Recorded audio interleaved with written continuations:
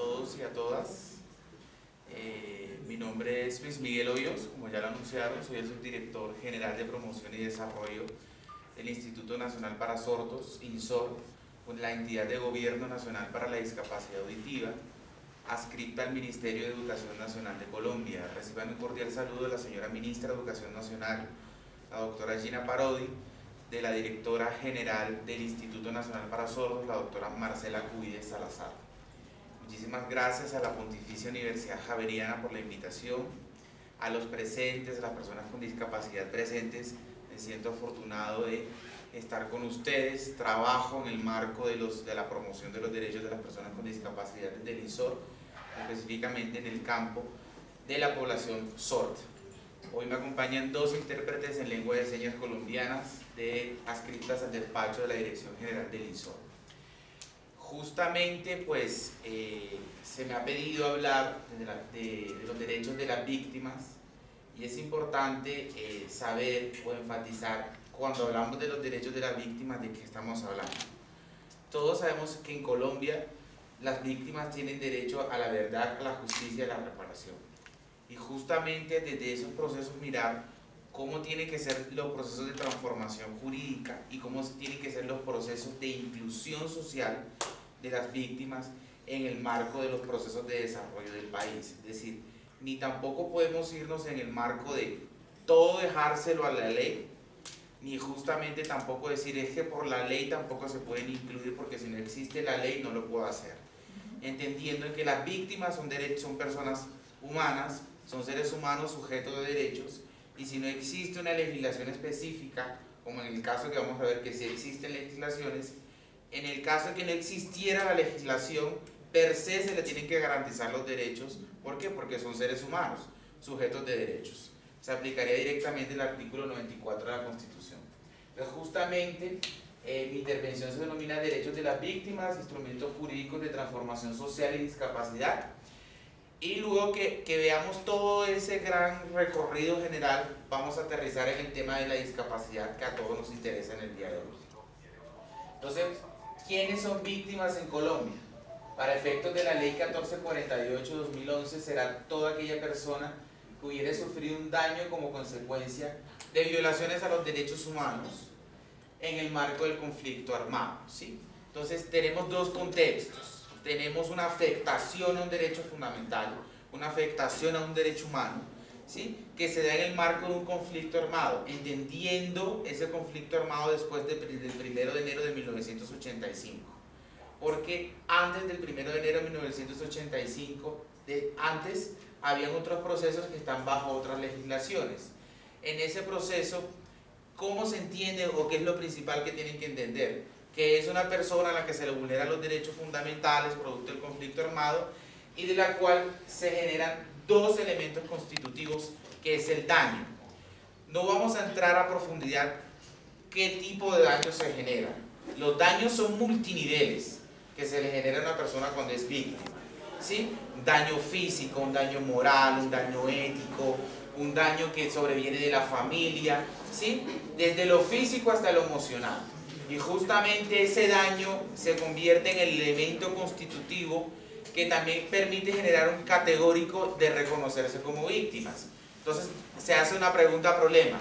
Si no tiene un daño, no es una víctima, pues se necesita de un daño. El daño puede ser invisible, como lo vamos a ver más adelante, cuando el daño genera una discapacidad y la sordera, que es invisible, es una discapacidad invisible, no se ve, ¿sí?, u otra serie de manifestaciones. Entonces, esa afectación al derecho humano, esa afectación al derecho fundamental de la persona, producto del conflicto armado, genera esos dos elementos constitutivos. Ese daño que puede ser de distintas formas y la violación propiamente dicha al derecho humano.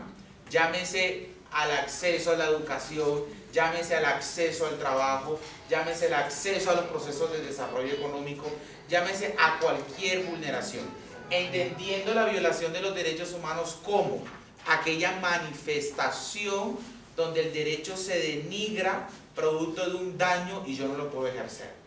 ¿Claros hasta ahí? En ese sentido, la víctima entonces tiene dentro del ordenamiento jurídico colombiano esa composición. La Corte Constitucional ha dicho que las víctimas son sujetos de especial protección constitucional, igual que las personas con discapacidad.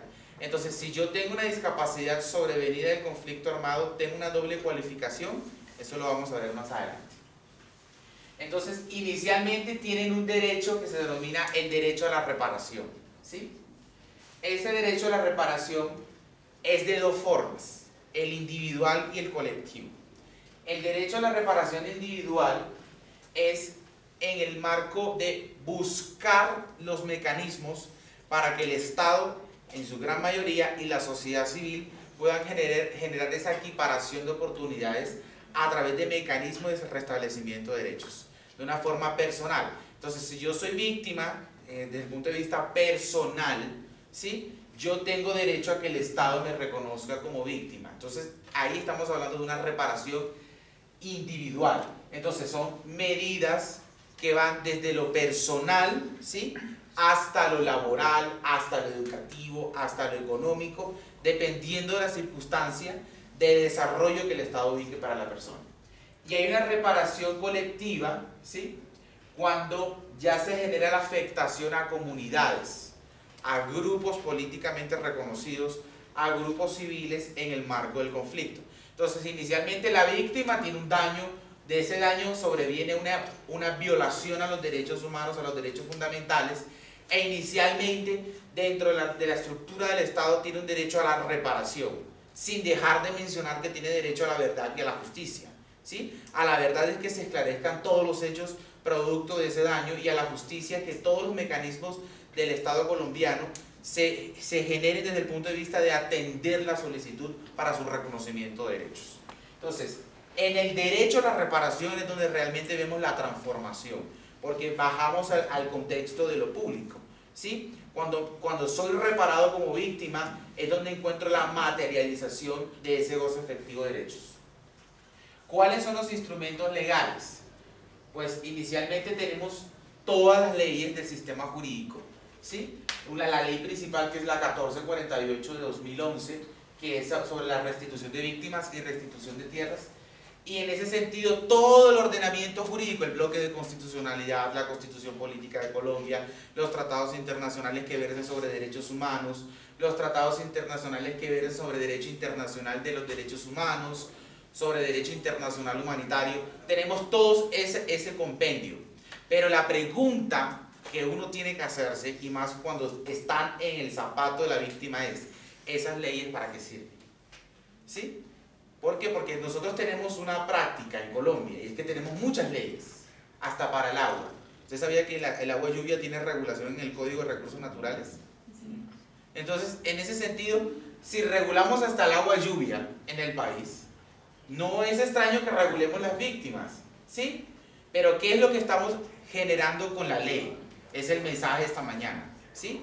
Los instrumentos de transformación legal están siendo efectivos, o estamos en un fetiche legal de que tenemos un amor por el derecho y creemos que el derecho no reconoce un límite de transformación social, donde ya hay que trascender de la norma a la realidad, atendiendo a la particularidad de cada víctima y a la particularidad de la víctima que también tiene discapacidad. Entonces, esa es la pregunta de esta mañana. Entonces, la reparación tiene dos grandes frentes. Tiene el frente asistencial, no en el sentido de la limosna, ni en el sentido de que, ay, pobrecita la víctima, ni en el sentido, no es ese enfoque asistencial, es enfoque asistencial humanitario desde el goce efectivo de derechos. Es decir, toda la atención que el Estado, o la ruta de atención integral que el Estado tiene que generar para que la víctima, cuando tiene ese problema, porque realmente lo que genera el daño, cuando hay ese daño en la víctima, ese daño genera un tipo de exclusión social, ¿sí? Entonces, cuando genera ese daño en la exclusión social, el Estado tiene que encontrar las medidas de restablecimiento de derechos para que la persona vuelva nuevamente a ¿qué? No a incluirse en la sociedad, porque ni una persona con discapacidad está fuera de la sociedad, ni una víctima tampoco, pero de los procesos de desarrollo tiene que volver a incluir a la persona para que sea económica y socialmente productiva, ¿sí? Porque la persona con discapacidad y la víctima son sujetos de derechos, están incluidos dentro de la sociedad. Entonces, en ese sentido, la asistencia en salud, en educación, en identidad, en alimentación, en reunificación familiar, esa parte de asistencia está dentro del marco de lo que se denomina la reparación, ¿sí? Que puede ser individual o que puede ser colectiva. Y en el marco de esa reparación que estábamos analizando tenemos los dos grandes frentes. La reparación individual, que implica la restitución, ¿sí? Lo que yo he perdido. Les coloco un ejemplo: cuando soy en el marco del conflicto armado, los grupos al margen de la ley me sacan, ¿sí?, de mi territorio. Entonces, un ejemplo sería la restitución de tierras. La rehabilitación, cuando la discapacidad sobreviene del conflicto armado, es un ejemplo. El Estado tiene el derecho a rehabilitarme, ¿sí?, entendiendo que, y aclaro con esto, con la rehabilitación no se agota el goce efectivo de derechos de una persona víctima que padece una discapacidad, ¿sí? Eso es como creer que la educación de las personas sordas se resuelve con el intérprete, ¿sí? Es un conjunto de acciones donde la rehabilitación es una. Las medidas de satisfacción, donde el Estado genera todos esos procesos de desarrollo armónico para que la persona tenga que incluirse en los procesos de desarrollo.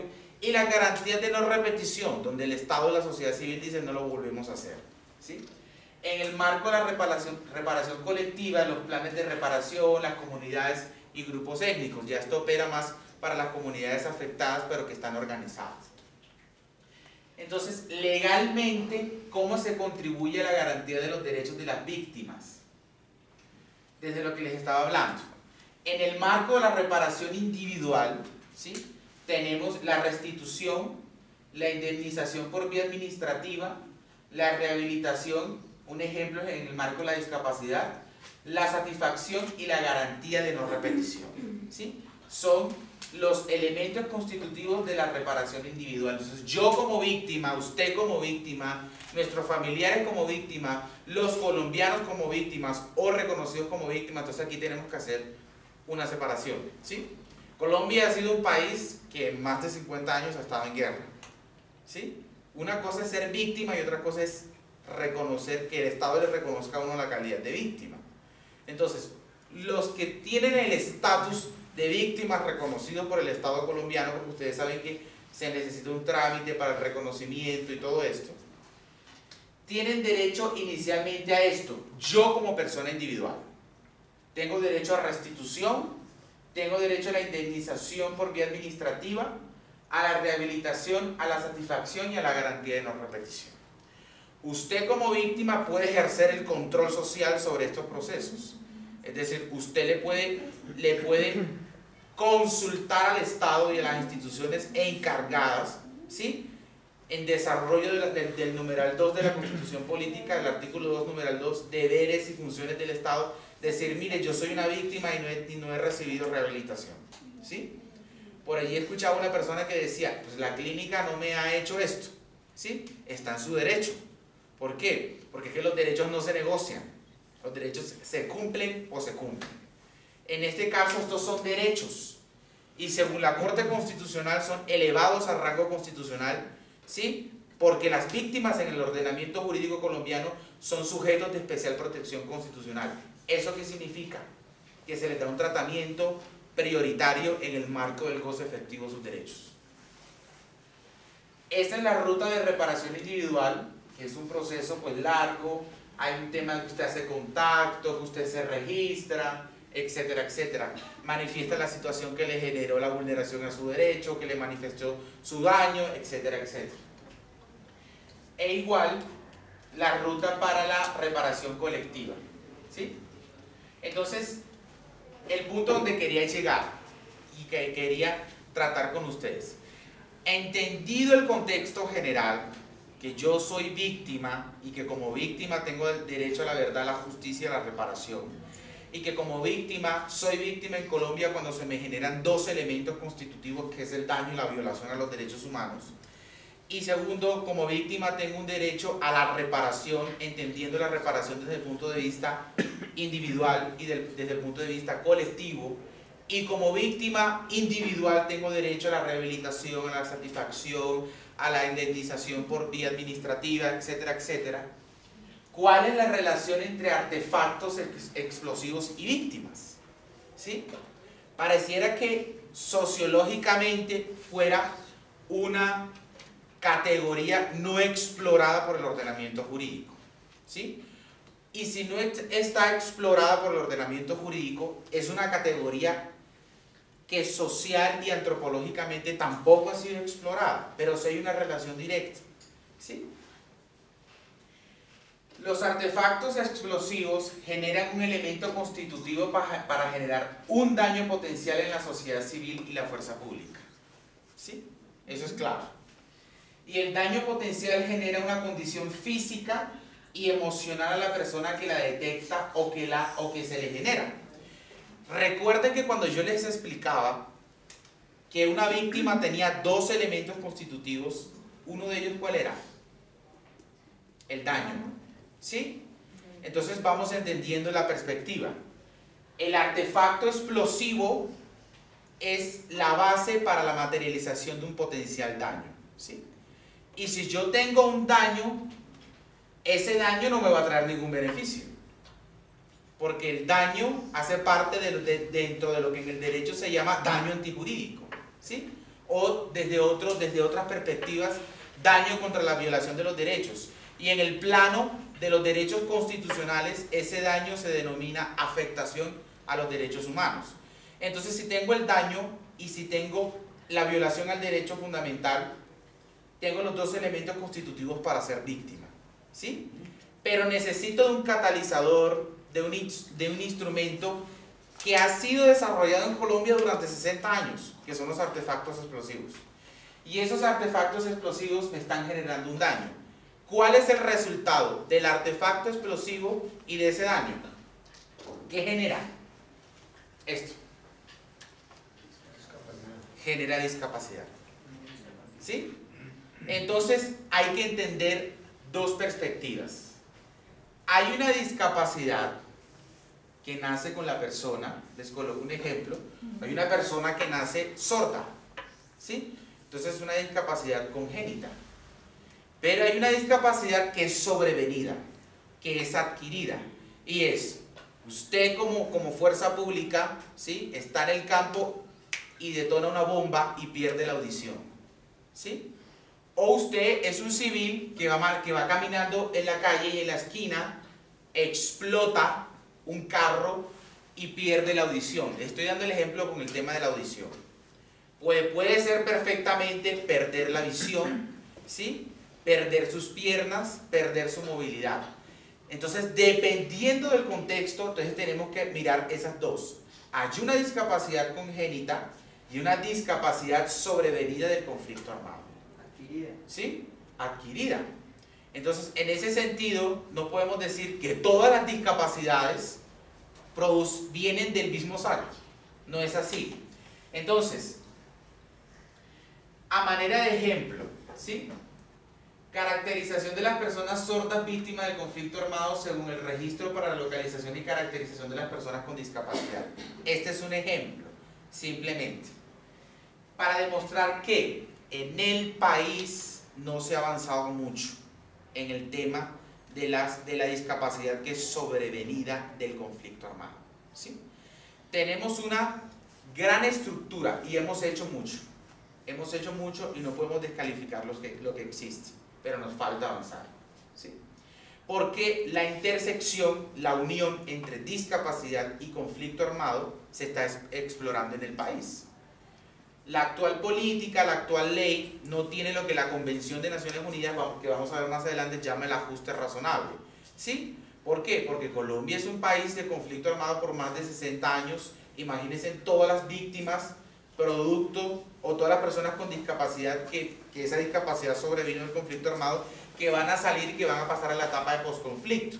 Eso es lo que tiene que pensar en el país. Entonces, el 36% de esas personas víctimas del conflicto armado que adquirieron una discapacidad auditiva es el 36%, por bomba 29%, minas antipersonales 22%, otros 8%, artefactos explosivos 4%, municipios sin explotar o sin explorar 11%. ¿Sí? Entonces la pregunta es, ¿y las personas que en el conflicto adquirieron una discapacidad visual o generaron una discapacidad física, cuál es el registro? ¿Sí? ¿Cómo está respondiendo el Estado en este momento? Entonces, ¿la discapacidad sobrevenida del conflicto? Sí.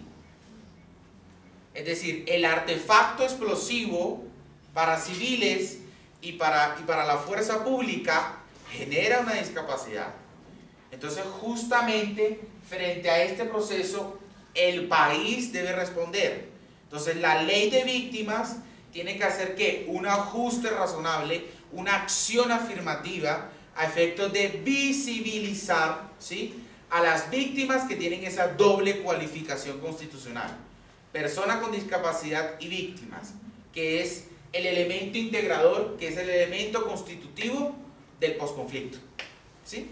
Porque en el posconflicto sí tiene que venir toda la pedagogía constitucional de que soy sujeto de derechos, de que debo olvidar, de que la reparación tiene que ser integral, pero el Estado también tiene que generar, y la sociedad civil, los procesos de ¿qué? De redistribución de oportunidades para esas víctimas que no vienen integrales, ¿sí?, desde el punto de vista físico, sensorial, emocional, sino que vienen desde la perspectiva de que adquirieron una discapacidad.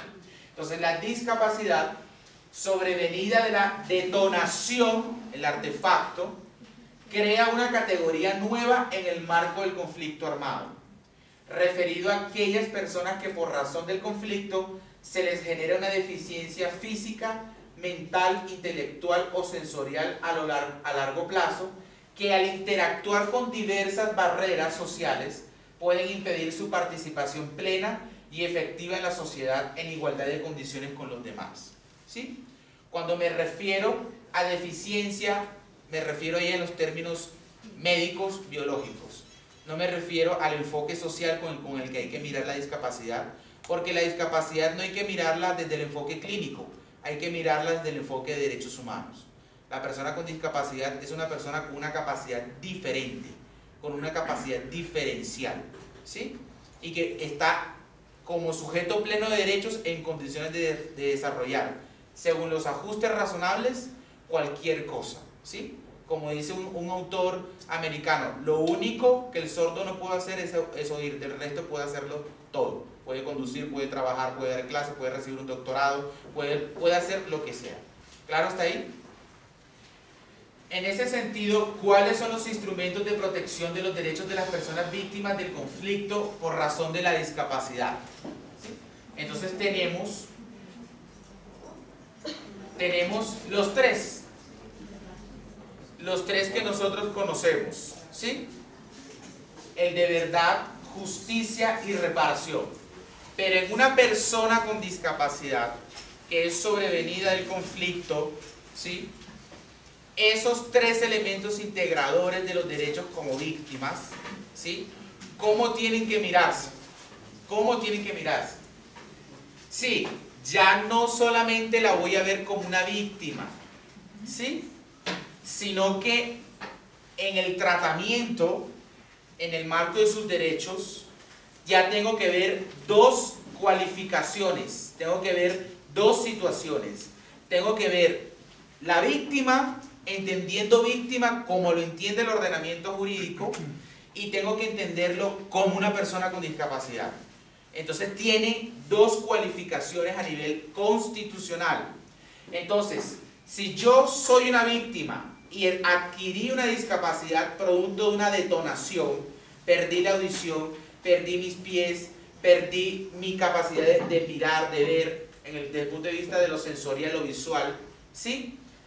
Sí, y soy víctima, no solamente me puedo quedar en el estrado de víctima, sino de una persona con discapacidad.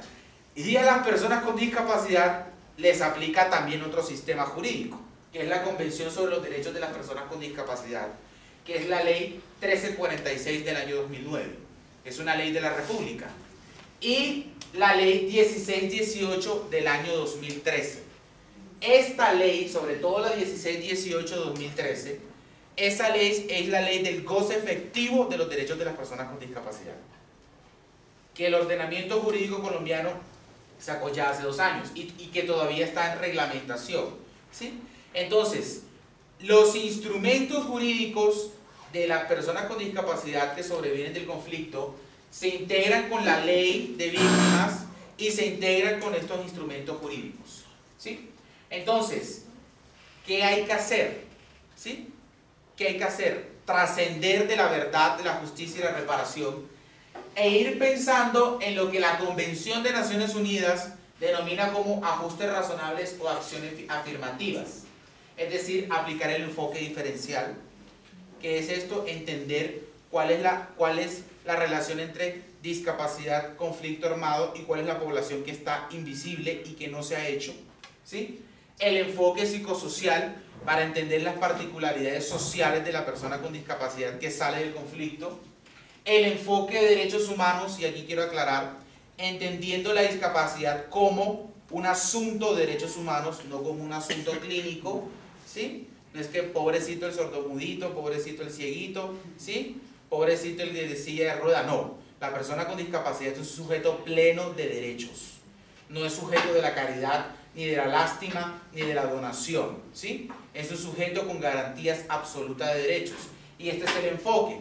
Por lo tanto, la silla de rueda, por lo tanto, el auricular, el audífono, hacen parte del proceso de rehabilitación. Pero ya tenemos que empezar a hablar de la rehabilitación social, de su inclusión como seres humanos productivos, ¿sí? Y que los proyectos productivos que atiendan, sí, es decir, la ley establece verdad, justicia y reparación, ¿sí? Pero ¿cómo yo hago que una persona que es víctima y que sobrevive a una discapacidad del conflicto se vuelva productiva? A través de proyectos productivos que atiendan a las particularidades de la discapacidad y que atiendan a las particularidades de la persona. Entonces, digamos, si se genera una ruta de atención, una ruta de desarrollo para esa persona, ¿sí? Ese proyecto productivo tiene que pegarle a algo fundamental de esa víctima que ahora tiene discapacidad, que es su derecho al desarrollo, ¿sí? Su derecho al desarrollo y al desarrollo integral. Entonces, todo ese proceso de asistencia, todo ese proceso de coordinación, todo ese proceso de asesoría, es para que esos proyectos productivos peguen directamente a esto. No es que simplemente yo voy a coger a la persona sorda y la voy a poner a lavar carro, como muchas personas me han dicho. Sí, que los sordos sirven para lavar carro. Hay sordos doctores, magísteres, profesionales. O yo, no, la persona que tiene discapacidad física pues sirve simplemente para lavar los pisos. No, ¿sí? Entonces, entender cuál es la plataforma. Entonces, los que generan proyectos productivos, tomar la ley de víctimas, tomar la Convención de Naciones Unidas y tomar la 1618 y decir, bueno, para tal discapacidad vamos a generar proyectos productivos que permitan que su goce efectivo de derechos. Entonces vamos a volverlos empresarios, vamos a generar procesos de ¿qué? De redistribución de oportunidades, de redistribución de recursos, y eso en el país sí se ha avanzado en esa perspectiva. A manera de conclusión, es necesario que la verdad, la justicia y la reparación de las víctimas como derechos de estas den un giro desde el enfoque diferencial y de derechos humanos a las personas con discapacidad. ¿Por qué lo digo? Lo digo en el buen sentido. Porque digamos, si una persona es víctima, ¿sí? Y como víctima le sobreviene una discapacidad física, yo no le resuelvo la vida con una silla de ruedas. ¿Sí? Por eso les decía ni con la rehabilitación, ¿sí? O como pensar con lo que les colocaba el ejemplo, de creer que yo le resuelvo la vida a la persona sorda con el intérprete en la universidad, en el colegio, o que yo le resuelvo la vida a la persona ciega con el bastón. No. Entonces, el enfoque diferencial y de derechos humanos es el que nos lleva a pensar en eso. ¿Qué es lo que una persona con discapacidad que viene del conflicto necesita para su desarrollo integral? Y eso no hay que hacer una investigación doctoral. Usted se sienta con la persona y se lo va a decir, ¿sí? Devolver, ¿sí? Volver a ser productivo. Y cuando la persona le está diciendo volver a ser productivo, volver a trabajar, volver a estudiar, No está pidiendo un favor. No está pidiendo un favor, ¿sí? Entonces, ni es la excesiva rehabilitación, ¿sí? Ni es la excesiva rehabilitación, porque muchas veces la rehabilitación se queda en el enfoque clínico. Y si listo, tengo a la persona rehabilitada, ¿y qué hago con ella ahora? ¿Sí? Le entregué la silla, se me mueve genial, ¿y qué hago ahora? ¿Sí? Entonces, se tiene que ir desde qué? Desde la es que todo es una ruta, ¿sí? Desde la rehabilitación a la inclusión social. Entonces, la rehabilitación me tiene que llevar a la inclusión social, a apuntar un norte. Por eso les decía, los proyectos productivos. Es un proyecto de vida nuevo, ¿sí? Y es una particularidad que si no se atiende con especificidad, nos podemos perder, ¿sí? ¿Por qué? Porque terminamos pensando que la discapacidad es instrumentadora, ¿sí? Es un instrumento, no, y es una condición. Entonces, si les coloco un ejemplo, si todos habláramos lengua de señas colombiana, no existieran los sordos. ¿Por qué se los digo? O colóquese a pensar, ¿cuándo aparece la discriminación racial? Cuando a mí me dicen negro, ¿cierto? Pero si todos estamos aquí en inclusión social, a mí no me importa si tú eres negro, si eres blanco, si eres amarillo, si eres verde. ¿Cuándo aparece la discriminación regional? Cuando le dijimos, es que esos costeños son flojos, ¿sí? Pero si tú a mí no me dices que soy un costeño flojo, no va a aparecer la discriminación regional. ¿Sí? Entonces, en ese sentido, ¿cuándo aparece la discapacidad? Cuando aparece la barrera. Cuando la persona que va en la silla de ruedas se estrella con el muro que no le deja subir la séptima. O cuando está en la parada de buses y no se puede subir al bus porque el bus no es accesible. Ahí aparece la discapacidad, ¿sí? Por eso es una barrera. Entonces, como víctimas, los proyectos productivos que tienen que generar eliminación de esa barrera. Y la eliminación de esa barrera que es física y que también es espacial, pero que también es mental, ¿sí? Esa barrera, los proyectos productivos tienen que pegarle a esa barrera y pensar en la víctima ahora con discapacidad como un ser integral, ¿sí? Entonces, un proyecto productivo que le permita su desarrollo y que de ahí también pueda estudiar, ¿sí? Hay muchas personas víctimas con discapacidad que de él depende, o de él o de ella dependen de una familia. Entonces, en ese sentido, mirar, con el propósito de generar ajustes razonables y acciones afirmativas para hacerlos visibles en el marco del conflicto. La herramienta desde la equiparación de oportunidades es la generación de proyectos productivos, ¿sí? El presidente Santos tiene 3 pilares: paz, equidad y educación, ¿sí? Y no va a haber paz ni equidad si no hay una educación con calidad. Entonces, empecemos por ahí, ¿sí? Eso sí está comprobado científicamente, que la educación es la primera puerta al desarrollo. Entonces, la equiparación de oportunidades, los proyectos productivos tienen que pensar en que la redistribución de oportunidades a efectos de asegurar la igualdad de condiciones de los que ahora son víctimas y tienen una discapacidad. ¿Listo? Entonces, a todos muchísimas gracias. Y yo no sé si habrá espacio para preguntas. Sí, claro. ¿Sí?